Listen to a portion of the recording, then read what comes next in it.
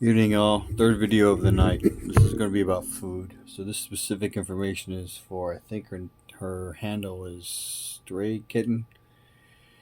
If you're looking for things to store food in after you use them, buy stuff that comes in a glass jar. You will not be able to really reseal it the way it was sealed when you got it.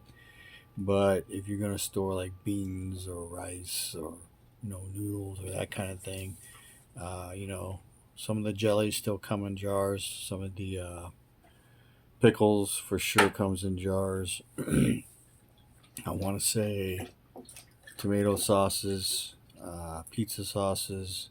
Tomato sauce, not so much. It comes in a can, but things that are tomato based, like salsa, spaghetti, pizza sauce, pickles, pickle relish, some jellies, some honeys, some syrups. So and a lot of those are smaller containers, except for like the 1 gallon pickle jars. But once you wash them out, wash the lids, then you can, you can put dry goods in them. So I don't know that I would use the smaller containers for flour, but probably rice or beans because they would be like the the jelly jars that I see and stuff like that. You could definitely get like a serving of rice and a serving of beans out of it. So if you normally only do a cup of rice, so keep that in mind. So the other thing that is coming out is Pinball did a video about the World Economic Forum calling for countries to ration fuel and vegetables. So that's a real problem for people in the country fuel wise because uh, if we're only given so many gallons of fuel per week or per month, then you know for most of us that's like one trip to town, and right now that doesn't work for me because I one trip to town for me is I go 5 days a week. So most of the time I'm moving around 7 days a week, but I try to keep my trips down to zero on Sundays. But it's not working out these days. But you know, as things continue to get worse, it may get so bad that if you ain't growing it, you ain't eating it. So get after your gardens.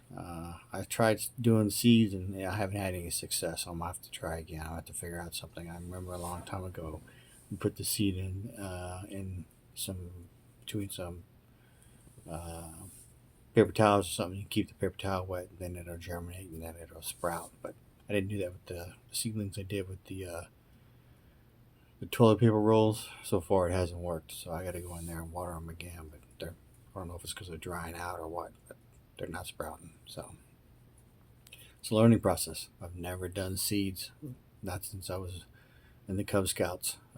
And that was one of the things we did was we started something from a seed. Um, so yeah, you know, the food. You have to realize the very least we have to worry about is the economic collapse.